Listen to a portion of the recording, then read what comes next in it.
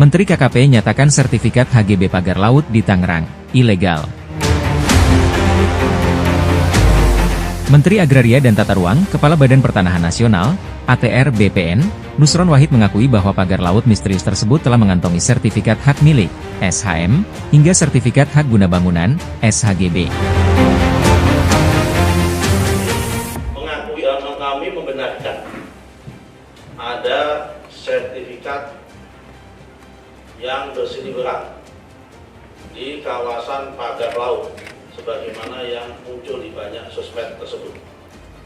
Jumlahnya 263 bidang dalam bentuk SHGB atas nama PT Intan Agung Makmur sebanyak 234 bidang dan atas nama PT Cahaya Inti Sentosa sebanyak 20 bidang.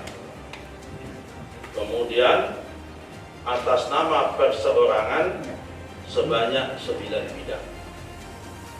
Kemudian ada juga SHM, surat hak milik, atas 17 bidang. Jadi berita-berita yang muncul di media maupun di sosmed tentang adanya sertifikat tersebut, setelah kami cek benar adanya, lokasinya pun benar adanya sesuai dengan aplikasi Bumi, yaitu ada di Desa Pohon, Kecamatan Pakuaji, Kabupaten Tangerang.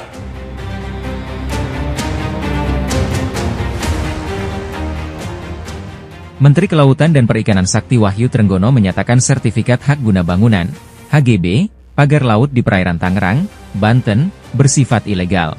Khusus untuk di Tangerang, Banten, saya laporkan bahwa memang kita temukan tidak ada izin.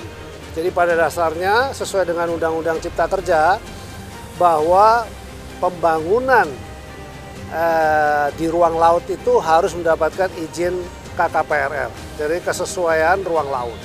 Ya, jadi karena tidak ada, langkah pertama yang harus dilakukan adalah kan sesuai dengan aturan undang-undang. Jadi kita tidak bisa sembarangan. Pertama, kita lakukan yang namanya penyegelan. Setelah kita lakukan penyegelan, kita identifikasi siapa yang punya. Kan pada saat kita lakukan penyegelan kan nggak tahu nih siapa yang punya. Ya, secara yuridis kan harus ada yang mengakui siapa yang punya dan seterusnya dan seterusnya. Dan seterusnya. Saya perlu sampaikan kalau di dasar laut itu tidak boleh ada sertifikat. Jadi itu sudah jelas ilegal juga. Nah, artinya memang ini kan dilakukan proses pemagaran itu tujuannya adalah agar tanahnya itu nanti naik. Semakin lama semakin naik, semakin naik. Jadi kalau ada ombak datang, begitu ombak surut, dia ketahan. Sedimentasinya ketahan. Boleh dibilang seperti reklamasi yang alami begitu ya.